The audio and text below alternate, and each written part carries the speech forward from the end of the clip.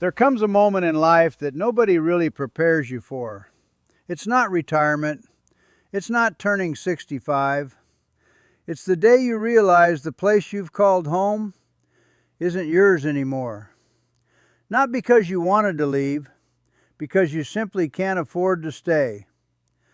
That's the reality I'm living today. I'm 65 years old, and for the first time in my life, I'm starting over with almost nothing. I never imagined this would be my story. When I was younger, I thought if I worked hard, paid my bills, and tried to do right by the people I loved, I'd eventually reach a place where life became a little easier. Instead, life had other plans.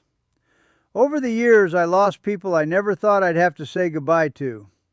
Family members, the love of my life. One loss after another. Every funeral left an empty chair at the table and another piece missing from my future. Along the way, I also inherited something unexpected. Their animals. The little souls they loved. Some people inherit money. I inherited responsibility. A loyal old dog. A couple of tiny chihuahuas. Some cats that suddenly had nowhere else to go. Even one abandoned dog that wandered into my life when he needed someone. I couldn't imagine giving them away. They had already lost enough. So whatever happened to me, we were going through it together. Eventually the numbers stopped making sense. Property taxes kept climbing. Repairs never stopped. Utilities became harder to pay. Every month felt like another uphill battle. People like to ask, why didn't you invest more? Or, what happened to your retirement? Life happened. Illness happened. Death happened. Unexpected expenses happened. The money I had carefully saved disappeared little by little while I was taking care of the people I loved. And I'd do it again. But eventually there wasn't enough left. So I made the hardest decision of my life. I sold my house. Closing that front door for the last time felt like saying goodbye to an entire chapter of who I was. Not just the building, the memories inside it. The birthdays, the holidays, the quiet evenings, the dreams I thought would grow old with me. When I drove away, I wasn't just leaving a house. I was leaving the life I thought I'd have forever. The money from the sale didn't make me rich. It simply gave me another chance.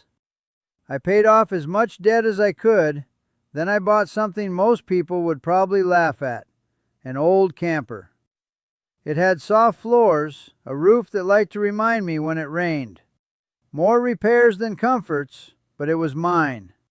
And most importantly, there was room for every one of my animals. To somebody else, it might look like the end. To me, it looked like survival. I don't own the land where it's parked. I'm simply allowed to stay here while I help take care of the property. So even this isn't permanent.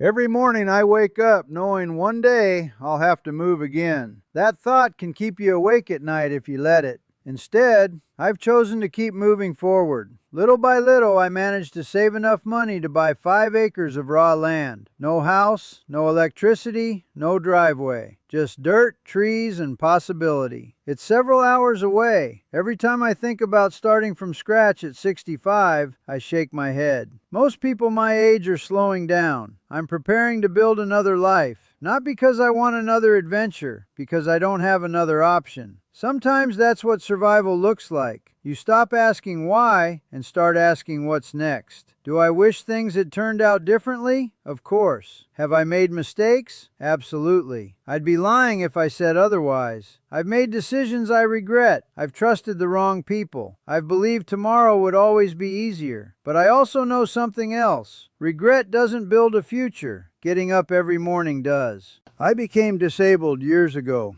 That changed everything. Suddenly the paycheck disappeared and was replaced by a monthly benefit that barely covered the basics. I learned quickly that every dollar mattered, so I adapted. I drive an old pickup with more than 200,000 miles on it.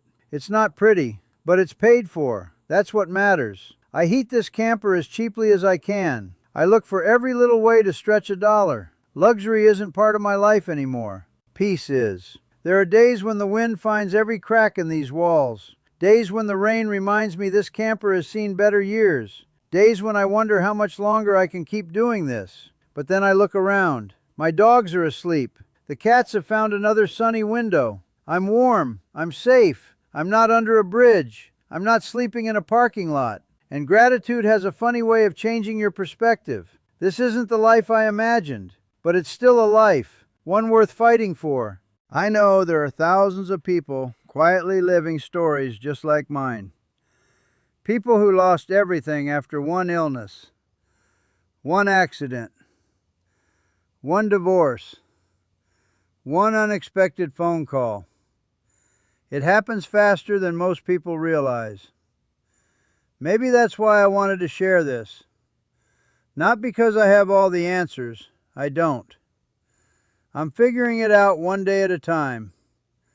But maybe someone watching this feels like they're the only one starting over. You're not. If you're facing that kind of crossroads, what would you do? How are you making it work?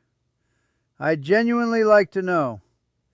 Because sometimes the best advice doesn't come from experts. It comes from people who've lived through it.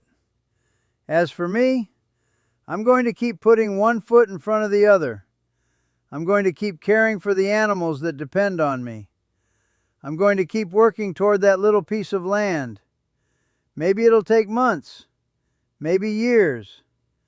But hope has a way of growing if you refuse to quit. At 65, starting over wasn't part of the plan, but neither was giving up. And as long as I wake up tomorrow, there's still another chance to build something better. So if life has knocked you down, dust yourself off. Take the next step, no matter how small. Because sometimes surviving today is exactly what gives you the chance to rebuild tomorrow. And maybe that's enough.